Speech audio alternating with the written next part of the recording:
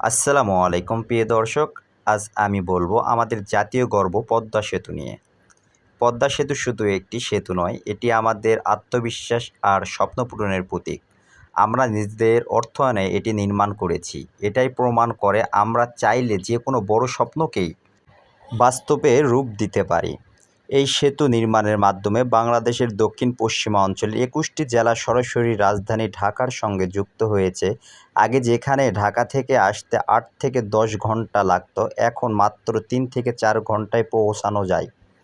এতে মানুষের সময় বাঁচছে, খরচ কমেছে এবং এসেছে ভৌগোলিক পরিবর্তন। অর্থনৈতিক ক্ষেত্রে পদ্মা সেতু এক নতুন দিগন্ত খুলে দিয়েছে। প্রতিদিন হাজার ট্রাক, বাস আর গাড়ি সেতু ব্যবহার করেছে। কৃষকরা তাদের ফসল দ্রুত বাজারে পৌঁছে দিতে পারছেন।